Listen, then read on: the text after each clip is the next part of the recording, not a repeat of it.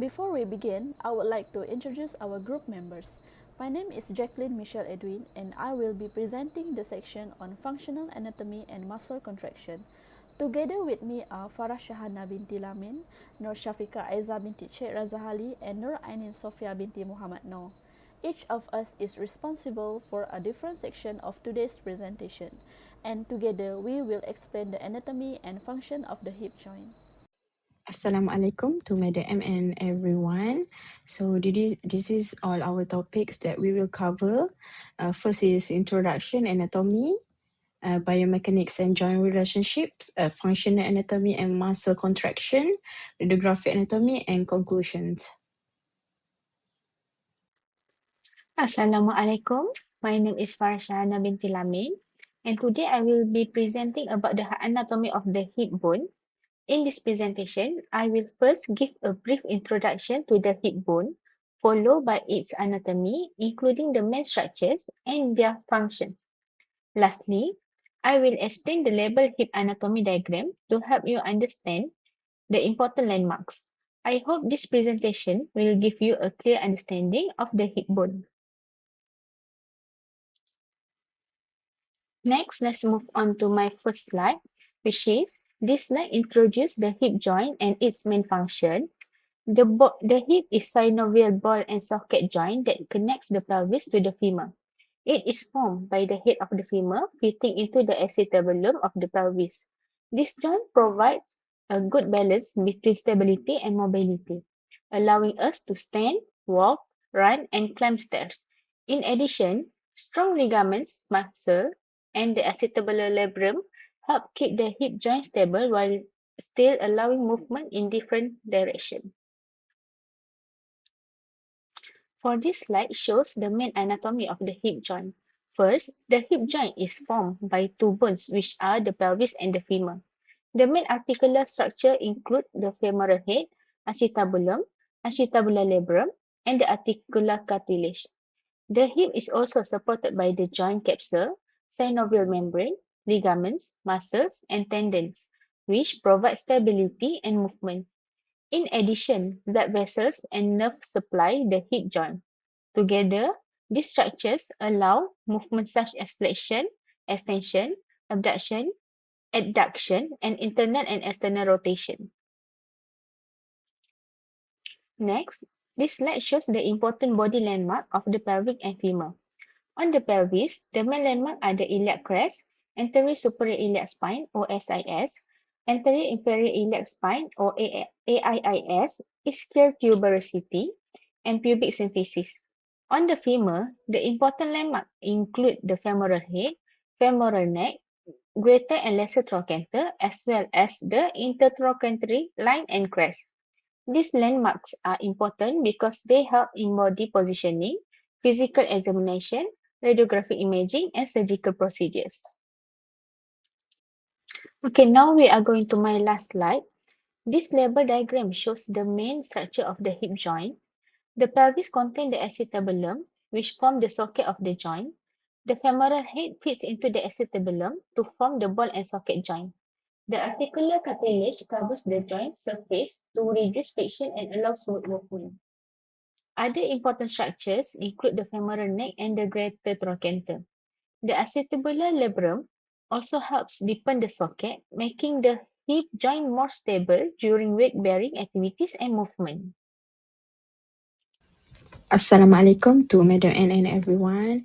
My name is Nur Shafika Aiza binti Sheikh Razahali, and today I will be presenting my topic on hip biomechanics, focusing on hip movement, ligaments, and their attachment. The hip is one of the largest and strongest joint in the human body. It provides both mobility and stability, allowing us to perform everyday activities such as standing, walking, running, and climbing stairs. In this presentation, I will explain the biomechanical functions, the different type of movement, and the ligaments that help stabilize the hip joint. Let's begin with the hip biomechanics. Hip biomechanics is the study of how the hip joint move and functions under different mechanical forces during daily activities. The hip is a synovial ball and socket joint formed by the head of the femur and the acetabulum of the pelvis. This design provides a combination of strength, stability, and a wide range of motion. The hip has four main biomechanical functions. First is weight bearing. The hip supports the body weight while standing, walking, and running. It transfers body weight from the pelvis to the lower limb. And the second is shock absorption. The hip absorbs impact forces generated during activities such as walking, jumping, and running. This reduces stress on the spine and lower limbs.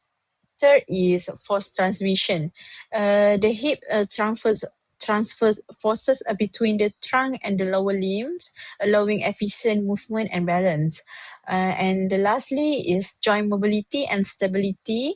Although the hips allow a wide range of movement, it remains very stable because of its deep socket, a strong ligament, joint capsule, and surrounding muscle. These features make the hip both flexible and strong enough for everyday activities. And next slide is hip movement. The hip is a multi-axial ball and socket joint which allows movement in three anatomical planes. There are six main movements. First is flexion, is the movement of the thigh forward and toward the abdomen. The movement occurs when sitting down or climb stairs. The next is extension. Extension is the movement of the thigh backward, such as when standing up from a chair and walking. The third is abduction.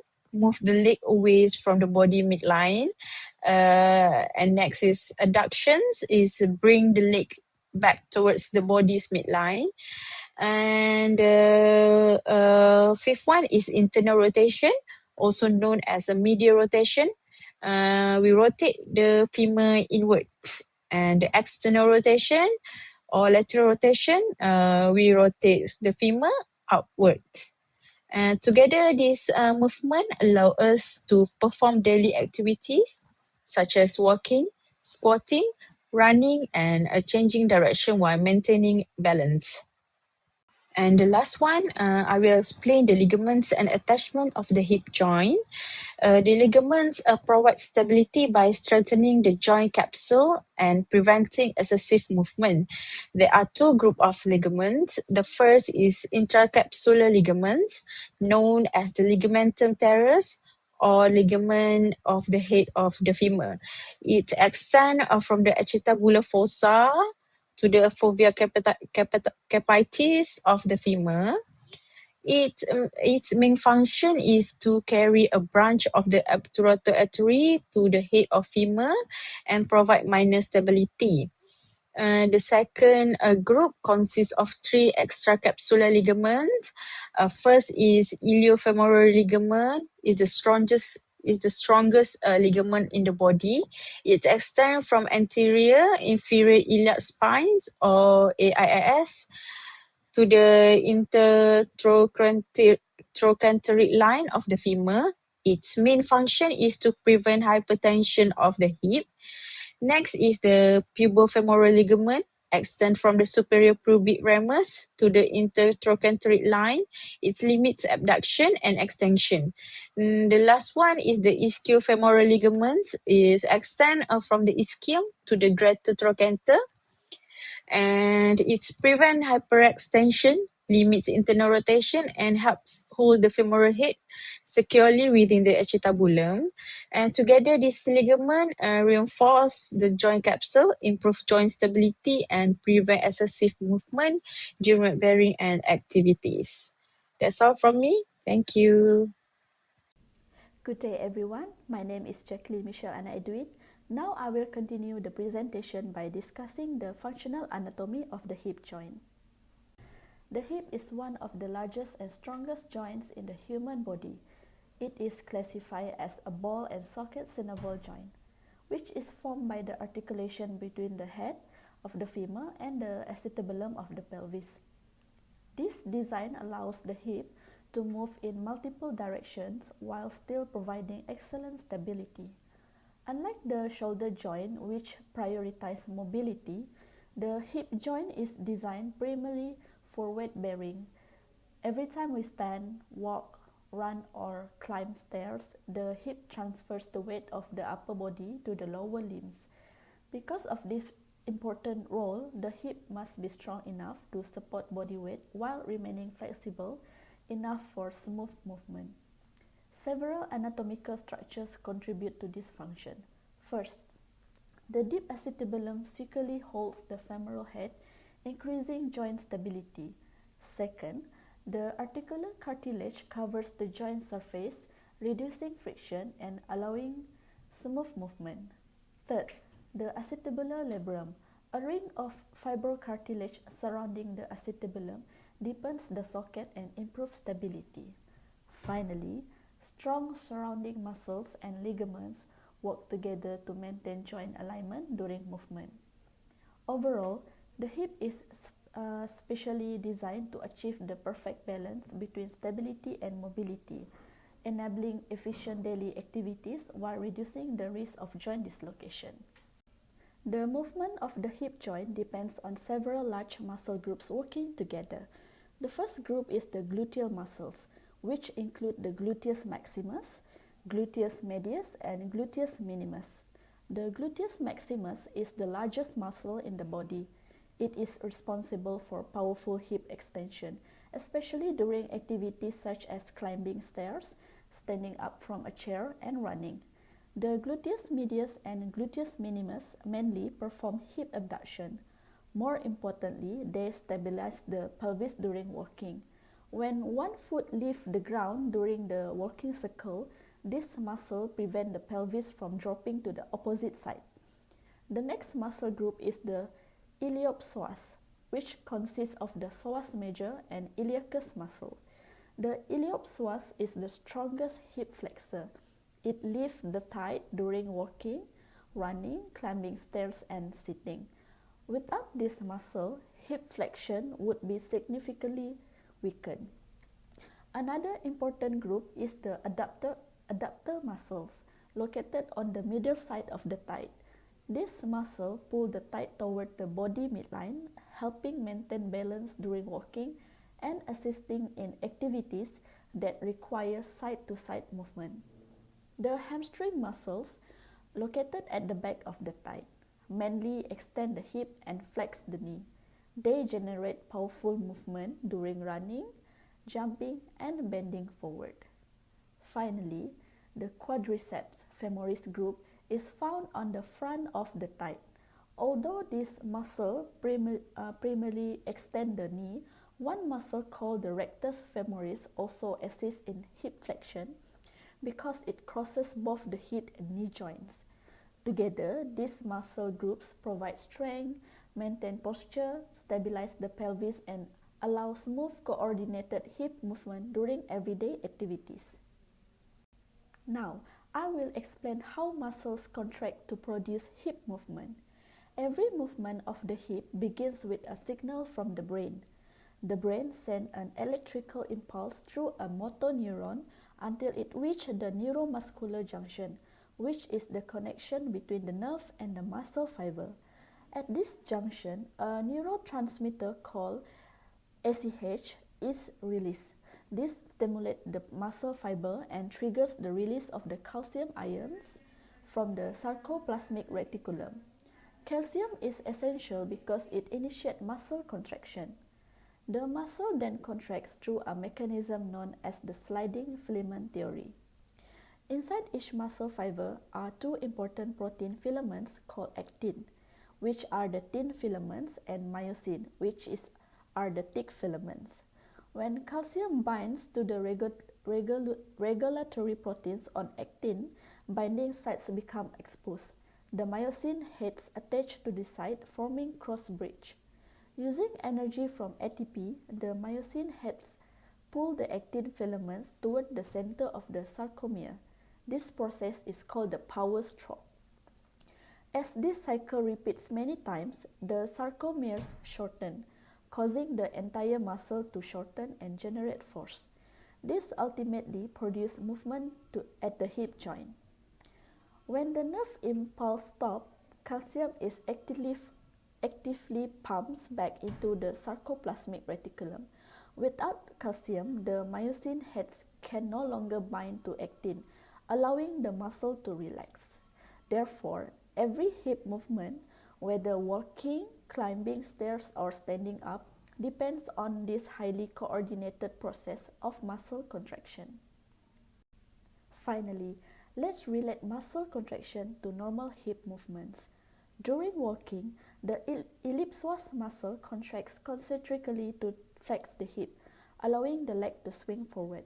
At the same time, the gluteus maximus contracts to extend the hip as the foot pushes against the ground. The gluteus medius plays an especially important role during the stance phase of walking. It stabilizes the pelvis and prevents it from dropping toward the unsupported side. During running, the muscle contracts more forcefully. The gluteal muscle generates powerful hip extension, while the hamstring assists with hip extension and knee flexion.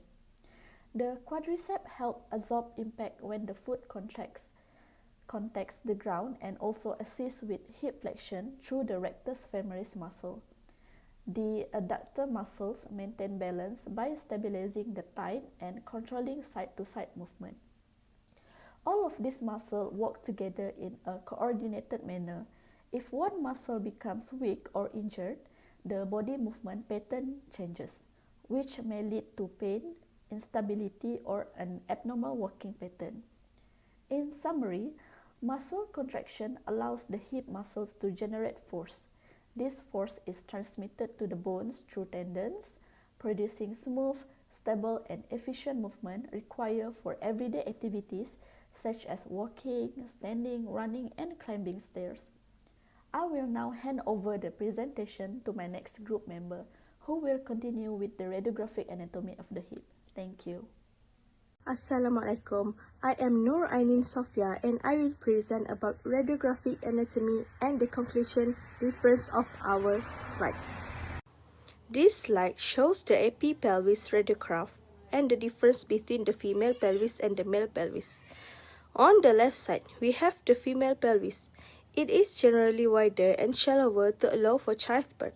The pelvic inlet is more oval or round, and the subpubic angle is greater than 90 degrees, making it wider. On the right side, we have the male pelvis. It is usually narrower and deeper. The pelvic inlet is more heart-shaped and the subpubic angle is less than 90 degrees, giving it more acute angle. The yellow arrow in the image highlight this difference. The horizontal arrow on the female pelvis demonstrates its wider pelvic cavity, while the vertical arrow on the male pelvis shows its deeper and narrower pelvic cavity. Okay, next, for this slide shows the two standard projection used in a hip series, which are the anterior posterior AP view and the lateral view. The image on the left is the AP hip radiograph. This projection provides a frontal view of the hip joint and allows us to assess the femoral head, femoral neck, acetabulum, and proximal femur. It is commonly used to detect fractures, dislocation, arthritis, and other bony abnormalities. The image on the right is the lateral hip radiograph. This view provides a side profile of the hip and complements the AP view. It helps to identify fractures or displacement that may not be clearly visible on the AP projection. Both AP and lateral views are routinely performed together because they provide a more complete evaluation of the hip joint. Using true projection improves diagnostic accuracy and helps radiologists detect injuries or abnormalities more effectively. This slide shows the label anatomy of the female pelvis on an AP radiograph.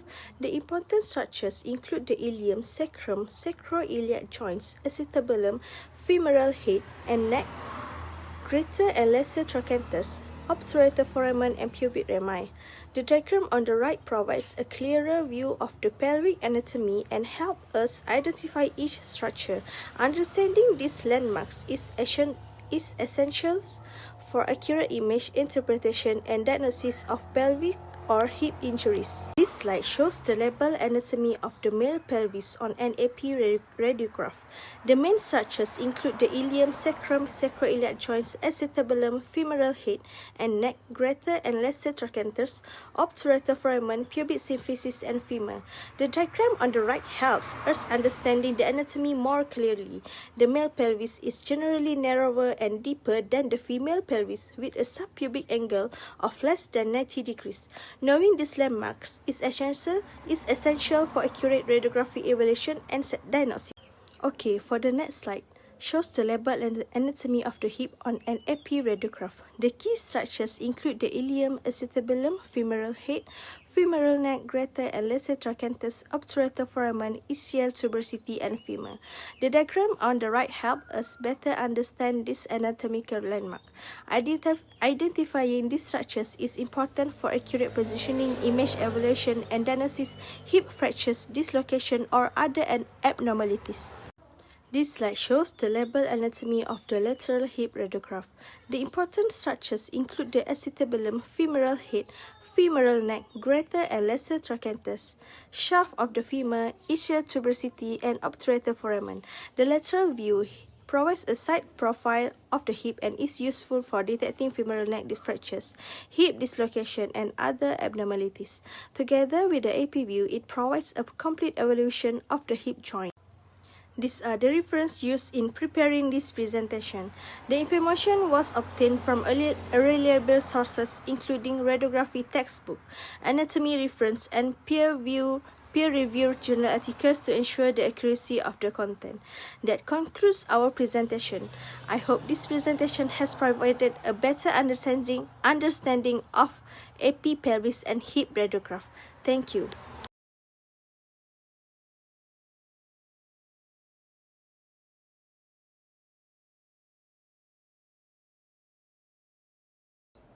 That concludes our presentation on the hip.